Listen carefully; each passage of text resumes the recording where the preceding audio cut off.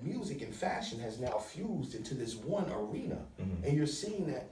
Wait a minute, I got a relationship with Diddy because when I was at Sean John, my extension was 13, his was 10. Right. But he has no clue I rap. So you were still doing that at the time. But I was already respected as one of 10 designers. Well, I'm going to tell him that I'm one in a million rappers. Gotcha. So I just never talked about it. You Right. know what I'm saying? With Russell Simmons, when I was the head designer at Pepsi, he comes to my booth. My old boss, Danny Shaw, was his apprentice at one point. So he comes to the booth to check Danny, and he's like, yo, who's handling you? So he pointed me out. That's how I met him. And he feels the denim, and he's like, yo, what is he doing with this? This is crazy, this and the third. So I'm getting compliments from Mr. Crush Groove, who still don't know I rap. Nobody knows I rap. Right. But I got a relationship with him. He next time I see him, he greets me by name. Right. Do the fashion, I do the music. So you'll be surprised, Snoop. All these people I've met and I have these relationships with do the fashion. As fashion, they're like this. They're like, I'm the guy to talk to. I'm the guy to speak to. This, that, and the third. Musically, I'm obscure. So it's now one. You skimmed over it, but I don't think it should have been skimmed. You said head designer at Pepsi. Yeah. So you talking about soft drinks. 500. So that is a whole nother level outside of the box. Nah, the beauty of that was I ventured into licensed apparel, which was a blessing. So there was a company called Double Group that hired me as a menswear designer, and they had the Pepsi license.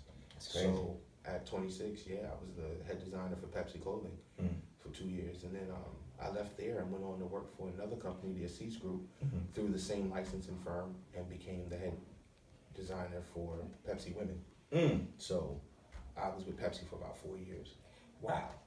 Now, one of the interesting things that you also touched on was, fashion is kind of like an extended lane of hip hop. Absolutely. Now, I remember. Thank you, Coconut. Yeah. Yes. Shout out to Cross Colors too. And Sir Benny Miles. Yes, Sir Benny Miles. I remember the wave caps from back in the day. I look young, but I've been around. One of the things that Jay-Z had mentioned, I think he used to wear a lot of Iceberg, okay? And he reached out to the head designer of Iceberg, said, why don't you send me some free stuff because, I'm wearing your clothes, I'm making you hot out the streets. And I think the guy said he refused to do a deal with Jay-Z. So the whole Rockaware thing came out of the necessity where it's like, you know what, we rocking these people's clothes, we representing their culture, we're introducing it to our culture, but they're not even trying to play ball with us. So what's going on with that? So once again, hip-hop showing its strength and saying, we can make you hot, but we'll make it ourselves. We'll make it ourselves and we'll do it, man. So salute to you for that, man. Man, again, it was out of necessity. Again, fashion and music. A lot of my relationships came like with Mobb Deep and these other guys, Jada, these dudes, because there was a time when they weren't the biggest names and they weren't getting packages. I was the connect at a brand. So it was like, their stylist or somebody, I need something for such and such, and this person's not sending it, or they're not sending it. So I pack them up a box and send it over. Salute my partner, Charles Thomas. That's actually Jay's brother-in-law, but he was my guy at Rockaware. So I would freelance over there from time to time. But he was one of the guys that sponsored me and made sure that my Rockaware packages came in. And when I started hosting these couple of television shows, and Ricky made sure that I got things so that I would try to look the part. Salute Phil Pavone at Mecca, the same thing. And Lot 29, when nobody cared I was rapping, they made sure that I had packages coming like everybody else. So that's dope, man. It's a blessing. And that also speaks to the power of networking, and also speaks to the power of a closed mouth doesn't get fed. Your network is your net worth. Absolutely, I swear by that. It's not. People used to say this game is about who you know. No, it's not. It's about who knows you. Right. Because I can give you my number, but if you call and I don't pick up, what does it mean? Right. You know what I mean? And I also say not just who you know and the fact that they know you, but how they know you. Yeah. Because you can know somebody as being lazy, you can know somebody as being unmotivated, you can know somebody for being a thief. You know what I'm saying? Like, I know that person, but how do they know you? Do they know you in a positive light? Will they bring you into a situation that can help you based upon your work ethic and just you as a character, as a person? It touches on what I teach my sons.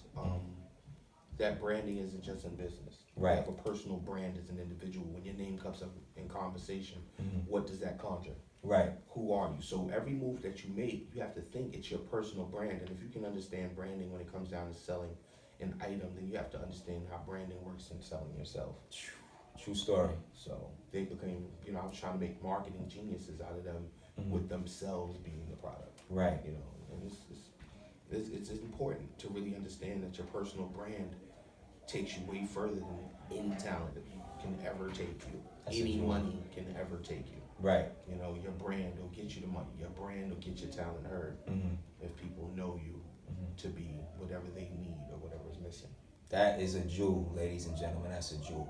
Now, we were talking a little bit earlier, man, and I wanted to touch on your international status because I know that passport is stamped thoroughly, man. Couple of them. Stamped thoroughly. I wanted to ask you, what is the difference between the love that you receive overseas in terms of hip hop as compared to the love in the States? Because it seems like overseas they have a little bit more of an affinity for, I would say, the essence of hip hop more or less than what's trendy here in the States. In the States, hip hop is a soundtrack to the youth. Overseas, it's a culture.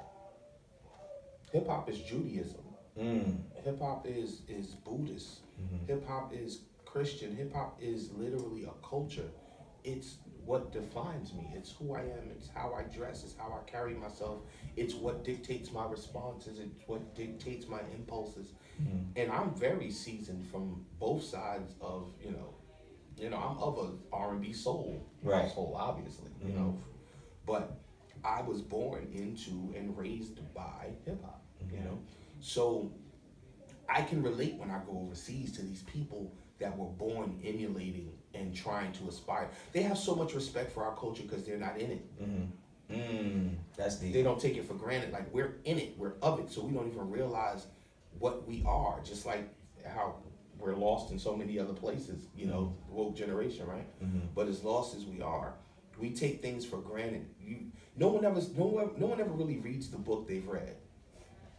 You understand what I'm saying? Say it again. No one really reads the book they've read. Like, Right. It's the things that you don't know that you aspire to. The things you know, you kind of and you glance over and you keep it moving. And sometimes it loses its impact.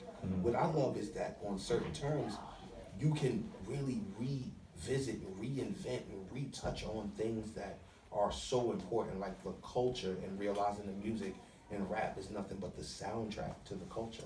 Right. You know, and that's what they are. Like, overseas, these kids don't speak the language but know the words, literally the English words, word for word. These guys have learned English through hip hop the way we learn to read through comics.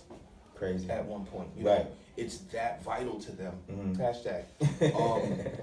It's that kind of thing, and you see it. Yeah. You see it. It's a passion and such a respect. Like, think about this: in a temperature where the United States looks like trash to the world, Especially that now. blue passport can almost set you back when you get off a plane. I believe it. But if you're a son of hip hop, or a daughter of hip hop, or a citizen of hip hop, Royalty. dude, there's a whole different culture that embraces you, and they you're American, but you're one of those. Right. Oh, come on. You're not one of those guys. Right, you know? right. And it's funny how it works, man. Like, there's this brotherly. I have yet to go to a country as Mike Handz and not get completely embraced from the time I step off the plane till the time I get back. Wow. And I've traveled as Christopher too. Okay. You know, with fashion, I had to go and do things for quality control in factories, China and Turkey and things like that, Amsterdam, Pakistan, but totally different trip. Yeah, totally different trip. How important is it for somebody from Brownsville or somebody from Jersey City or somebody from Newark or any hood in America? How important is it to get out there and travel? How much has it changed your life as an artist, also as a businessman? Well, one perspective, it lends itself to my content because I can write from different perspectives. There's no hypotheticals. I can write more vivid pictures. Just me being able to tell you about the transatlantic flip, or telling you about using different adapters so that you can charge your phone, because the current is different in different places, and the currency is different in different places. These are things you can't really speak on unless you've lived it. Nobody remembers to tell you that you need a converter for your plug when you go to charge your phone. I heard that, but I didn't know that. But this is what I'm saying. Like, people tell you, I overseas and I do this and I have passport stamps, and the smallest thing. Yeah. How'd you charge your phone? You know? And then the thing is, can you use the same one in Germany that you use in the UK? These are the things that, you know, a lot of people, you can't unless you're a part of it. And then you get to look through the mirror from a different place, man. Like, the United States, I'm a patriot because I love my people. Yeah. But it sucks. And when you go everywhere else in the world, you really realize it. You realize that, one, it sucks. Two, you realize that we're not the necessity that we think we are. Yeah. You understand what I'm saying? Like, I have a friend of mine, first time I went to Italy, I have a friend of mine who played ball from my park in Italy. You'd have no clue that he had, like, Charles Barkley status over there. There's cardboard cutouts of him, there's deodorant commercials, he's on the newspaper, all kind of stuff that we have no clue at home he's doing. Because we think if it's not the NBA, it's not. Meantime, he's living. He got a fountain in his driveway, he's living. But you would not know. Because we're so arrogant and thinking, you know, we're what we are, and we're just not, man. So it gives you appreciation of the world from a world scope. It gives you appreciation of existence and people from a world scope, which makes you think do different things. That's amazing, man. One more question before we wrap it up. We could really do this interview for a long time, bro. Madrid? Yeah. I got to sign a person. I've never done that. Yeah. Oh, okay. Yeah, I got to sign somebody. You talking about an artist? No, I got to sign a person. Like, okay. Like, here, sign me. Oh, wow. Paper, autograph me. Wow. So yeah, that don't happen in my house. That don't happen in New York at all. You toured with Smith & Wesson. I did. You toured with Mobb Deep. Absolutely. I wanted to ask you a little bit about that experience with a little bit limited time that we had. Well, how about this? Yeah. I'll do it real fast. Okay. The Hell on Earth tour, 20-year anniversary of Mobb Deep, Hell on Earth. Smith & Wesson went out with Mobb Deep, being part of the boot camp, Bucktown family. Yes. And being one of the more active and seasoned young guys we have, they gave me the shot. So put myself on the road, followed the tour, and I rocked it every night I could. Oh, man. Secondly, moving forward, later that year, I did the tour Wavy with Razzcast and Planet Asia. We went up back in the same region, banged out almost the same way. Just we was like 6 guys in a Honda minivan. Making it happen. We did the work. Came back. Then I jumped on the Red Man, Method Man run with me, and I took my partner Rockness from Helter Skelter with me, and we banged out with that tour. In a nutshell, I thought I missed it. I started rapping when these guys were at the top of their A game, and that's the reason I wanted to rhyme. I wanted to get good so I could do a show with this. I can go on the Up and Smoke tour. I can do these. And by the time I got good, they tried to send me out with Young Bird. They tried to send me out with these weirdos. And it was like, not for nothing.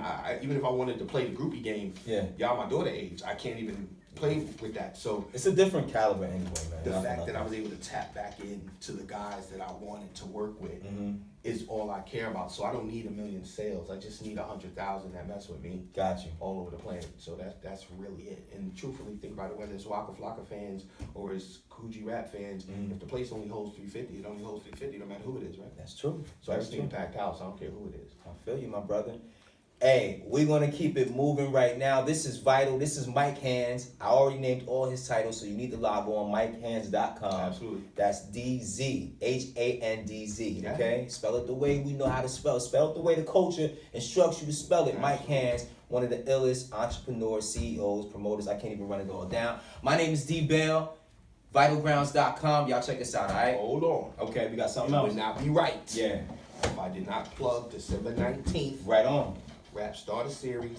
I star in that. Oh. That airs December 19th, 8:30, 5:30 on Pacific, on industrymuscle.com and everywhere that online content is. And I also just joined the cast of Project Heat. Congratulations. So, thank you. Appreciate that. Project Heat every Monday drops, by the grace of God, so 200 some odd thousand views per episode. And Hollywood J, I'm coming for you. Judgment. We'll have all of Mike Handz social media information below so y'all can check them out. Follow the journey. Vital Handz, this is our culture. Peace and love. Mike Brown's Vital Handz. Yeah. Yeah.